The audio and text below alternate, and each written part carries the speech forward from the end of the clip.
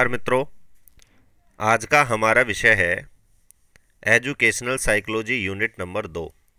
इससे पहले हम जो हमारी फर्स्ट ग्रेड जो साइकोलॉजी है उसकी जो पहली यूनिट है उसको पूरा कर चुके हैं, जिसका नाम था शिक्षण अधिगम में मनोविज्ञान का महत्व।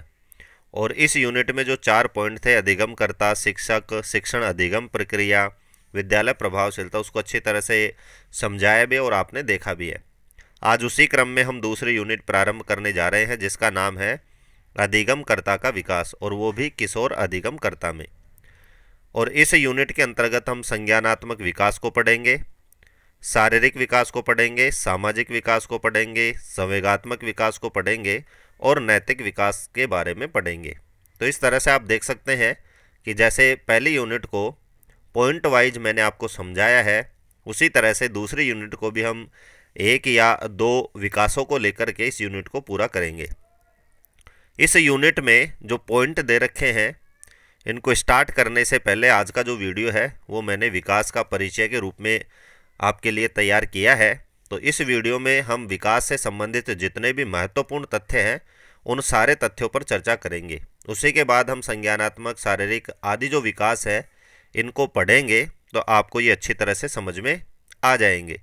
तो आज के वीडियो में हम परिचयात्मक वीडियो के रूप में प्रस्तुत करने जा रहे हैं। तो सबसे पहले जो हमारे यूनिट का नाम है अधिगमकर्ता का विकास, और वो भी किशोर अधिगमकर्ता में।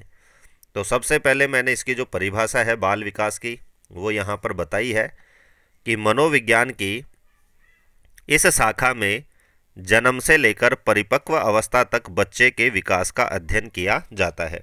तो सबसे पहले हम देख सकते हैं कि बाल विकास मनोविज्ञान की अलग से एक शाखा है, और इस शाखा में जो बच्चा होता है, जो बालक होता है, उसके जन्म से लेकर और जब तक वह परिपक्व होता है वहाँ तक के जो विकास का जो क्रम है कि किस तरह से कौन सी अवस्था में किस किस चीज़ों का विकास होता है, किन किन चीज़ों का उस पर प्रभाव पड़ता है, कौन से अवस्था में विकास तीव्र होता है, कौन सी अवस्था में विकास धीमा होता है, इन सारी चीज़ों का जहाँ पर अध्ययन किया जाता है उसे ही हम बाल विकास कहते हैं। तो इससे आपको समझ में आ गया होगा कि बाल विकास क्या है। बालक के विकास का अध्ययन ही बाल विकास कहलाता है। अब जैसा हमने चर्चा करी है कि विकास को कुछ तत्व होते हैं वो प्रभावित करते हैं, तो उन प्रभावित करने वाले तत्वों में कारकों में जो सबसे पहला कारक है वो है परिवार। कि बालक का विकास परिवार में उसकी स्थिति पर निर्भर करता है, और परिवार में भी जो सबसे महत्वपूर्ण जो कारक है जो उसके विकास को प्रभावित करता है वो होता है परिवार में उसकी स्थिति। स्थिति का मतलब क्या है, इसको समझाने के लिए मैंने उदाहरण बताया है कि परिवार का जो पहला बच्चा होता है या फिर जो अंतिम बच्चा होता है उसको बड़े लाड प्यार से पाला जाता है, उसका जो पालन है वो लाड प्यार से किया जाता है। तो जिस बच्चे का अधिक ध्यान रखा जाएगा उसका विकास अच्छे से होता है, और जिसको कम ध्यान दिया जाता है उसका विकास धीमा होता है। तो ये जो बालक की स्थिति है, क्योंकि कोई बड़ा परिवार होता है और उसमें कोई सबसे पहला जो छोटा बालक होता है उसको सभी जो परिवार के सदस्य हैं बहुत लाड प्यार देते हैं, और इसी तरह से जो लास्ट का बच्चा होता है उसको भी बहुत ज़्यादा लाड प्यार मिलता है। तो इस लाड प्यार का प्रभाव भी बच्चे के विकास पर पड़ता है। ये तत्व हैं। विकास को प्रभावित करने वाला जो हमारा दूसरा जो तत्व है, कारक है, वो है विद्यालय। क्योंकि परिवार के बाद दूसरा जो स्थान है जहाँ पर बालक बहुत ही ज़्यादा समय व्यतीत करता है वो है विद्यालय। कि बच्चे विद्यालय के प्रति निष्ठावान होते हैं और वहाँ जाकर वे अनेक सामाजिक दायित्वों को सीखते हैं। विद्यालय सामाजिकरण का सक्रिय साधन है। तो सबसे महत्वपूर्ण जो पॉइंट है वो है सामाजिकरण।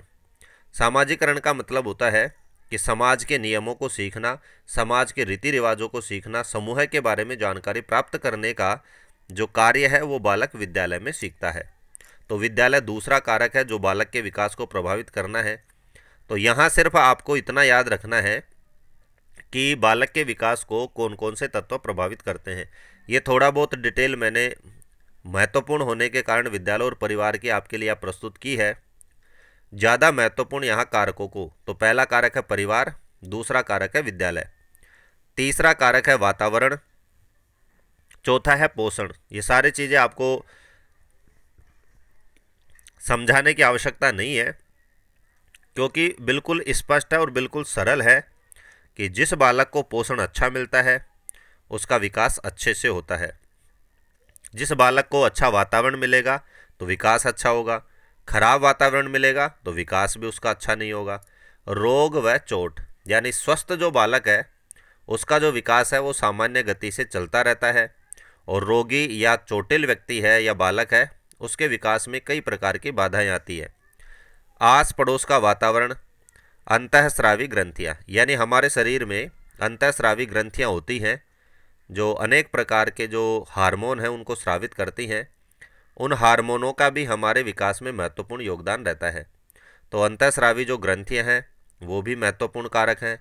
लिंग भेद, सांस्कृतिक वातावरण। लिंग भेद का मतलब होता है कि बालक और बालिका में जो विकास की जो गति है वो अलग अलग होती हैं। लिंग भेद भी इसको प्रभावित करता है। ये आगे इसी वीडियो में हम डिटेल से पढ़ेंगे। सांस्कृतिक वातावरण यानी हमारे जो संस्कृति है उसमें भी कई ऐसे नियम बनाए गए हैं जो विकास से संबंध रखते हैं, जैसे बालक को अधिक महत्व देना, बालिकाओं को कम महत्व देना, जिससे भी उनके जो विकास है उस पर बहुत ज़्यादा प्रभाव पड़ता है। और 10वां जो कारक है विकास को प्रभावित करने वाला वो वंशानुक्रम यानी माता पिता के जो जीन हैं, जो गुण हैं, वो भी बालक के विकास को प्रभावित करते हैं।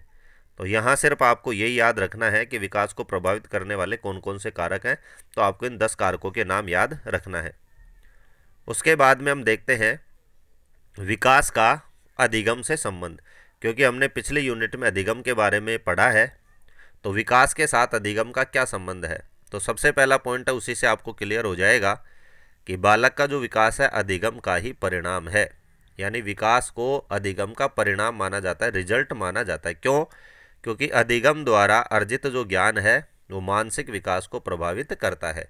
यानी जिस बच्चे का अधिगम अच्छा होगा, सीखने की जो क्रिया है वो अच्छी होगी, तो उसका जो मानसिक विकास है वो बहुत अच्छा होगा। और ऐसा कोई बालक है जिसका अधिगम ठीक नहीं है, पढ़ाई हुई चीज़ उसको याद नहीं होती है, शिक्षक के द्वारा समझाया गया जो विषय वस्तु है उसको वो ध्यान से नहीं समझ में पाता है, तो उसका जो मानसिक विकास है वो सामान्य गति से ना होकर के और बिल्कुल नॉर्मल गति से या धीमी गति से होता है। तो इस तरह से आप समझ सकते हैं कि विकास का अधिगम के साथ बहुत ही घनिष्ठ संबंध है, क्योंकि पहले बालक जब अधिगम करेगा तो उसी के परिणाम स्वरूप उसका जो मानसिक विकास है वो सामने आएगा। दूसरा पॉइंट है कि अधिगम के अभाव में सामान्य विकास संभव नहीं है। ये मैं बता भी चुका हूँ कि यदि बालक के जीवन में अधिगम का अभाव है, सीखने का अभाव है, तो उसका जो सामान्य विकास हो बिल्कुल भी संभव नहीं है। वो अन्य जो बालक है जिनका विकास सामान्य हो रहा है उनसे बहुत ज़्यादा पिछड़ जाता है, पीछे रह जाता है। तीसरा बिंदु है सीखना विकास में स्थायी और प्रगतिपूर्ण परिवर्तन है। यानी जो बालक सीखता है तो जो सीखने का जो विकास है वो स्थायी और प्रगतिपूर्ण यानी प्रोग्रेसिव एक परिवर्तन है। तो इस तरह से आप देख सकते हैं कि अधिगम का विकास के साथ बहुत घनिष्ठ संबंध है। जिसका अधिगम अच्छा होगा, शॉर्ट भाषा में समझे, सार के रूप में हम देखें तो जिस बालक का अधिगम अच्छा है उसका विकास भी अच्छा है, और जिस बालक का अधिगम स्तर नीचा है तो उसका विकास भी धीमा है। उसके बाद हम देखते हैं कुछ सिद्धांत हैं जो आपने रीट में और सेकंड ग्रेड आदि में भी पढ़े होंगे कि अभिवृद्धि और विकास के सिद्धांत। तो ये परिचयात्मक वीडियो है, तो इसको हम थोड़ा स्पीड से या फिर तीव्र गति से ही देखेंगे, क्योंकि ये चीज़ें आपकी पढ़ी हुई हैं सारी की सारी। तो सबसे पहला जो सिद्धांत है वह विकास सभी के लिए समान है। इसको समझने के लिए कि एक अवस्था के बाद दूसरी अवस्था, चलने से पहले बालक खड़ा होना सीखता है या फिर पहले दूध के दांत या फिर स्थायी दांत। तो ये पहला सिद्धांत है कि विकास सभी के लिए समान होता है। यानी चाहे कोई भी बालक हो, कोई भी व्यक्ति हो, उसमें जो विकास की जो गति है वो समान है। इसका मतलब इसी को समझाने के लिए यहाँ मैंने 3 उदाहरण दिए हैं कि एक अवस्था के बाद दूसरी अवस्था, यानी कोई भी बालक हो उसमें सबसे पहले सहसावस्था होगी, फिर बाल्यावस्था होगी, फिर किशोर अवस्था होगी, फिर प्रौढ़ावस्था होगी। ऐसा नहीं है कि किसी में पहले बाल्यावस्था आ गई हो, सहसावस्था बाद में आई हो। तो इससे क्लियर है कि विकास सभी के लिए समान है। दूसरा उदाहरण है चलने से पहले बालक खड़ा होना सीखता है। यानी कोई भी बालक है वो तभी चल पाएगा जब वो पहले खड़ा होगा। ऐसा नहीं है कि पहले चलेगा और फिर खड़ा होगा, तो पहले खड़ा होगा और फिर बाद में वो चलेगा। तो इस तरह आप देख सकते हैं कि विकास सभी में समान है। तीसरा उदाहरण है, पहले दूध के दांत आते हैं और फिर स्थायी दांत। तो इन 3 उदाहरणों से आपके समझ में आ गया होगा कि विकास का पहला सिद्धांत है कि विकास सभी के लिए समान होता है। दूसरा सिद्धांत है विकास क्रम सभी में समान भले ही, लेकिन विकास की गति में अंतर।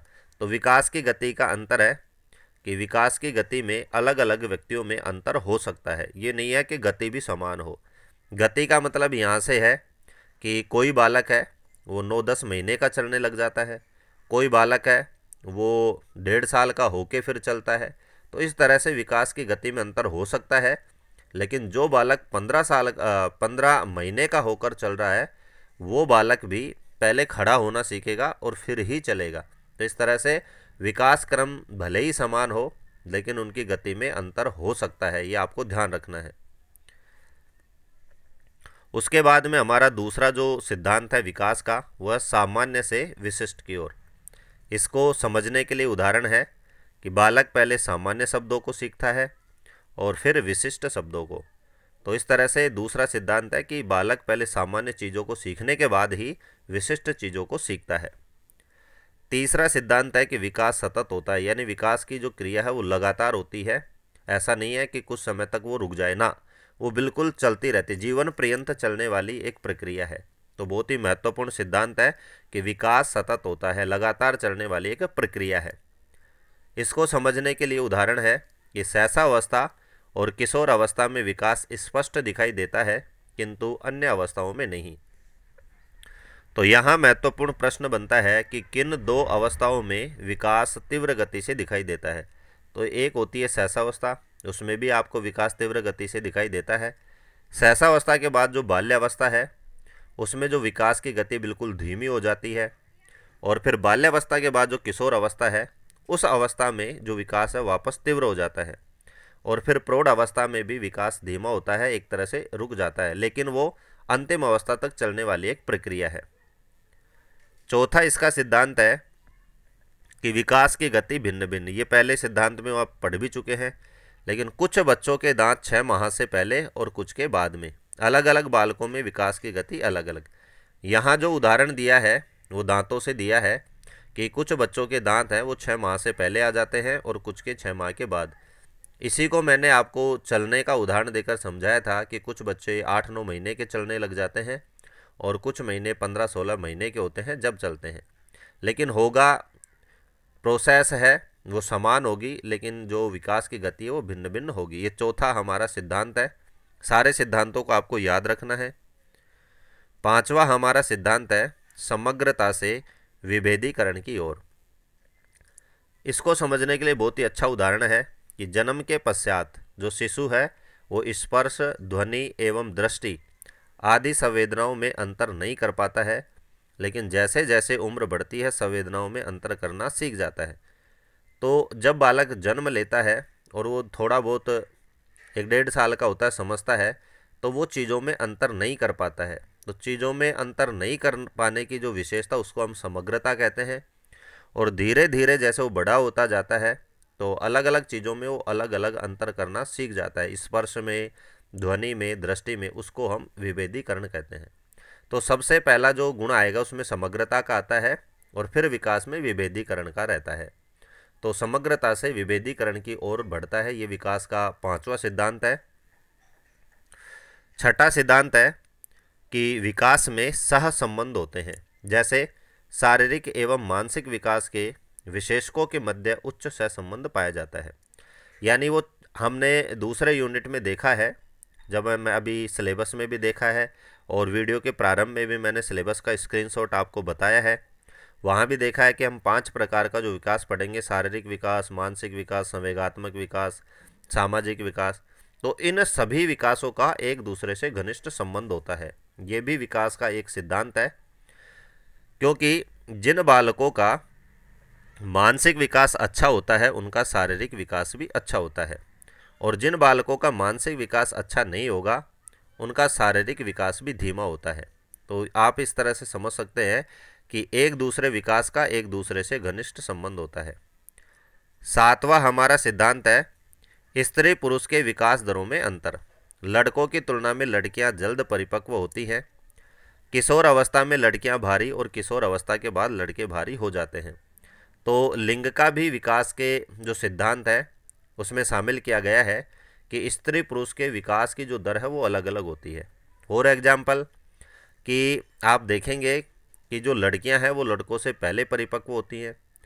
किशोर अवस्था को विशेष रूप से उदाहरण के रूप में प्रस्तुत किया गया है कि किशोर अवस्था में जो लड़कियां हैं वो भारी हो जाती हैं और बालक थोड़े हल्के रहते हैं, लेकिन किशोर अवस्था के बाद जो लड़के हैं वो भारी हो जाते हैं और लड़कियां उसी अवस्था में रुक जाती हैं। तो इस तरह से लड़कों में और लड़कियों में जो विकास की दर है वो विभिन्न अवस्थाओं में अलग अलग होती है। उसके बाद में हमारा आठवां सिद्धांत है आश्रितता से स्वायत्तता की। आश्रितता का मतलब होता है किसी पर डिपेंड रहना और स्वायत्त का मतलब होता है खुद पर डिपेंड होना। तो इसको भी विकास के सिद्धांतों में शामिल किया गया है। तो सबसे पहले हम देखते हैं कि जन्म के समय बालक पूर्णतः माता पिता पर आश्रित रहता है, बाद में धीरे धीरे स्वयं के कार्यों को खुद करने लगता है। तो जन्म के समय वो पूर्णतः आश्रित और धीरे धीरे बड़ा होने पर अपने स्वयं पर आश्रित। उसके बाद अगला सिद्धांत है वर्तुलाकार विकास का सिद्धांत कि प्राणी का जो विकास है वो लंबवत नहीं होता बल्कि वर्तुलाकार होता है। इसको इस चिन्ह से आप समझ सकते हैं कि पहले छोटा विकास फिर वर्तुलाकार, इस स्थिति में उसका विकास होता है। यहाँ सिर्फ आपको नाम से याद रखना है कि ये भी विकास के सिद्धांत है, वर्तुलाकार विकास का सिद्धांत। उसके बाद में 10वां जो सिद्धांत है वृद्धि और विकास की क्रिया वंशानुक्रम और वातावरण का संयुक्त परिणाम है। ये हम देख ही चुके हैं कि जो विकास है और वृद्धि है वंशानुक्रम और वातावरण का संयुक्त परिणाम है। वंशानुक्रम का मतलब है माता पिता के गुण और वातावरण का मतलब है जिस वातावरण में उसका पालन पोषण हो रहा है। दोनों ही चीज़ों का विकास और वृद्धि पर गहन प्रभाव पड़ता है। 11वां जो सिद्धांत है विकास की दिशा का सिद्धांत, और ये कई परीक्षाओं में पूछा गया भी है इससे संबंधित। इसमें जो पहला पॉइंट है वो है मस्तकाधोमुखी क्रम या सेफेलोकोडल थ्योरी। इस सिद्धांत के अनुसार आपके इस नाम को देखना है मस्तक अधोमुखी, यानी इस सिद्धांत के अनुसार विकास का जो प्रारंभ है शीर्ष यानी सिर से पैरों की ओर बढ़ता है और इसे सिर से पैर की ओर विकास का सिद्धांत भी कहते हैं। इसको इंग्लिश जो नाम दिया गया है वो है सेफेलोकोडल। इसको हम जैसे देख सकते हैं शीर्ष से पैरों की ओर, तो से आपको याद रख सकते हैं कि सेफेलोकोडल थ्योरी को कहते हैं शीर्ष से पैरों की ओर ये जो विकास है वो बढ़ता है। इसको विकास की दिशा का सिद्धांत कहते हैं। इसी के अंतर्गत दूसरा है निकट से दूर का सिद्धांत। इसको इंग्लिश में कहते हैं या मनोविज्ञान की भाषा में इस सिद्धांत को नाम दिया गया है प्रोक्सीमोडिस्टल थ्योरी। इस सिद्धांत के अनुसार विकास मध्य से बाहर की ओर या फिर केंद्र से सिरों की ओर, इसको इस तरह समझ सकते हैं जो विकास है तो केंद्र से बाहर की ओर होता है। इसको इंग्लिश में याद रखना है, जैसे केंद्र को हम पॉइंट कहते हैं तो पॉइंट से प्रोक्सीमोडिस्टल आप याद रख सकते हैं। तो विकास की दिशा के अंतर्गत बहुत महत्वपूर्ण, इसीलिए इसको बता रहा हूँ, दोनों आपको याद रखना है।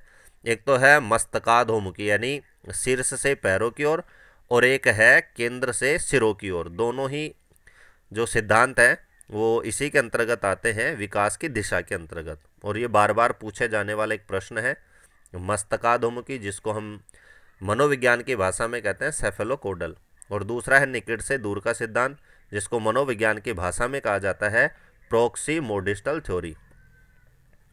उसके बाद में सिद्धांत अपन यहाँ पर 12 सिद्धांत हमने पढ़े हैं, 12 के 12 ही महत्वपूर्ण है और उदाहरणों के साथ मैंने आपको यहाँ समझाया है। उसके बाद में अब हमारा जो लास्ट पॉइंट है वो है विकास की अवस्थाएं। तो विकास की जो अवस्थाएं हैं वो अलग अलग मनोवैज्ञानिकों ने अलग अलग जो अवस्थाएं हैं वो बताई है। तो सबसे पहले मैंने यहाँ लिया हरलोक को। आपको यहाँ पर याद रखने का जो सबसे महत्वपूर्ण बिंदु है वो यही है कि कौन से मनोवैज्ञानिक ने विकास की कितनी अवस्थाएं बताई हैं और वो जो अवस्था है उसकी समय सीमा क्या है। तो हरलोक ने जीवन काल का विभाजन 11 अवस्थाओं में किया जाता है। तो आपको याद रखना है हरलोक 11 अवस्थाएं बताते हैं। 11 अवस्था में पहली अवस्था है जन्म से पूर्वावस्था यानी गर्भ से जन्म तक। दूसरी है शैशव, मैं इसको थोड़ा स्पीड से आपको बताऊंगा, स्क्रीनशॉट लेकर के आपको अपनी नोटबुक में इनको नोट करना है। तो दूसरी है शैशवावस्था, जन्म से दूसरा सप्ताहांत, ये समय सीमा है। तीसरा है वत्सावस्था, दूसरे सप्ताह से 2 वर्ष। चौथी अवस्था है पूर्व बाल्यावस्था, 2 से 6 वर्ष। पांचवी अवस्था है उत्तर बाल्यावस्था, 6 से 10 या 12 वर्ष। छठी अवस्था है प्राक किशोर अवस्था, 10 12 से 13 से 14 वर्ष। पूर्व किशोर अवस्था 14 से 17 वर्ष। आठवीं अवस्था है उत्तर किशोर अवस्था, 17 से 21 वर्ष। नवीं अवस्था है पूर्व प्रौढ़ावस्था, 21 से 40 वर्ष। 10वीं अवस्था है मध्य वय, 40 से 60 वर्ष। और 11वीं अवस्था है वृद्धा या जरा, 60 से ऊपर। इस तरह आप देख सकते हैं कि हरलोक ने जो अवस्थाएं हैं वो 11 अवस्थाओं में जीवन का विभाजन किया है, और ये एक तरफ उनकी समय सीमा है और एक तरफ उस अवस्था का नाम है। तो नाम और जो समय सीमा है वो परीक्षा में पूछा जा सकता है, इसलिए आपको याद रखना है। तो 3 पॉइंट याद रखना है कि कौन से मनोवैज्ञानिक ने विकास की कितनी अवस्थाएं बताई है, उनका क्या क्या नाम दिया है और उनकी समय सीमा क्या है। अगले हमारे मनोवैज्ञानिक का रोस ने मुख्य 4 अवस्थाएं बताई हैं, जिनमें पहली है शैशव 1 से 3 वर्ष। दूसरी है आरंभिक या पूर्व बाल्यावस्था 3 से 6 वर्ष। तीसरी है उत्तर बाल्यावस्था 6 से 12 वर्ष। और चौथी है किशोर अवस्था 12 से 18 वर्ष।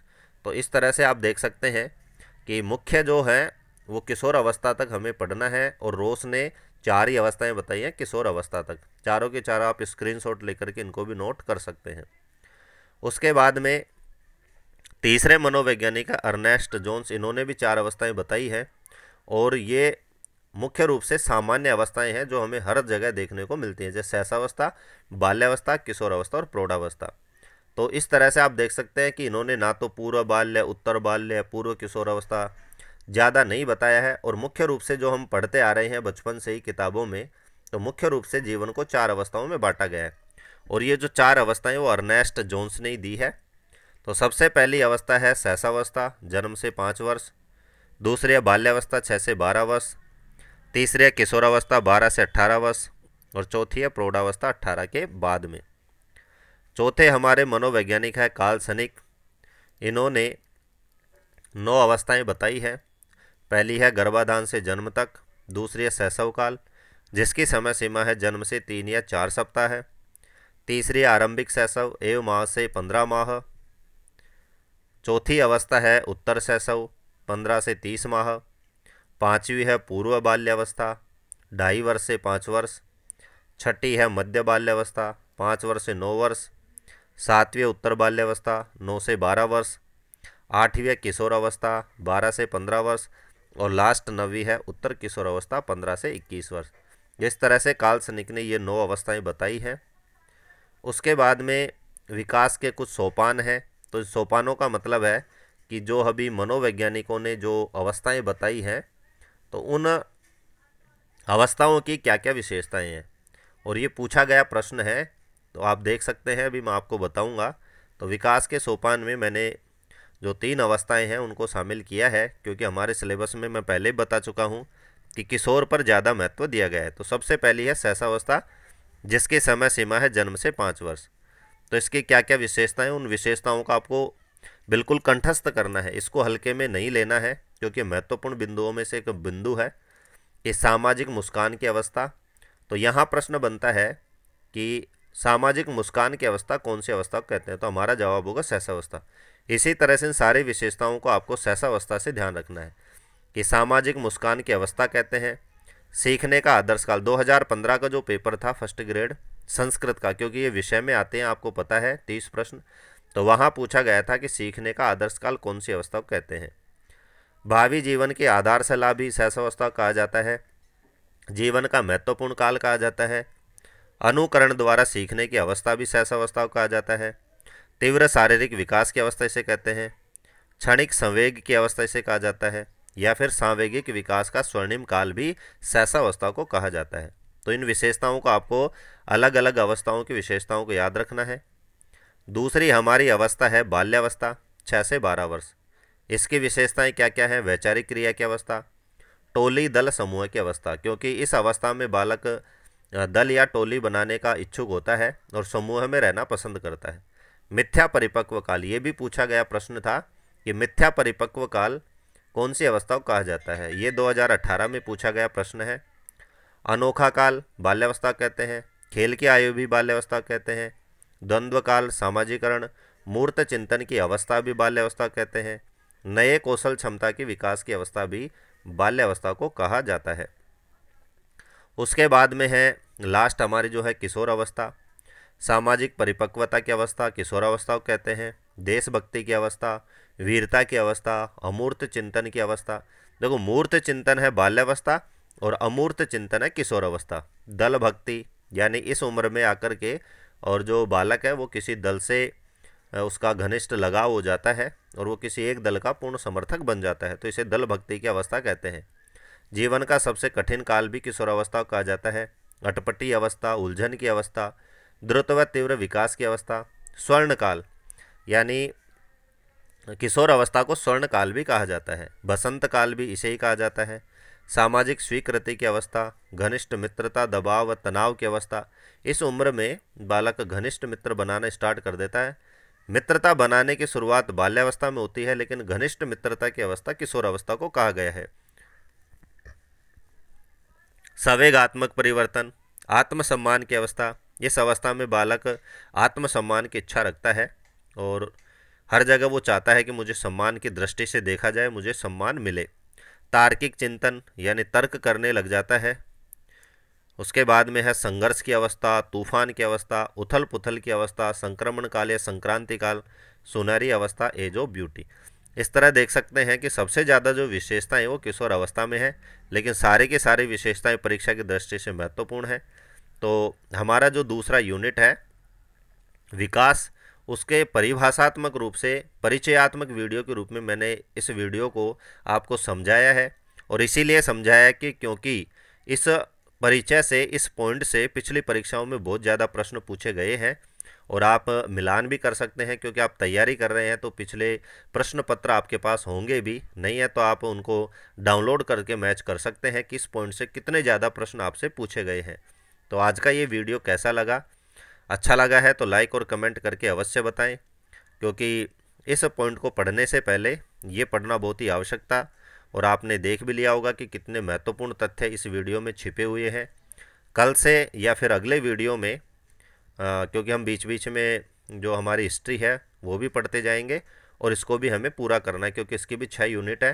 तो आज से हमने दूसरी यूनिट जो स्टार्ट कर दी है।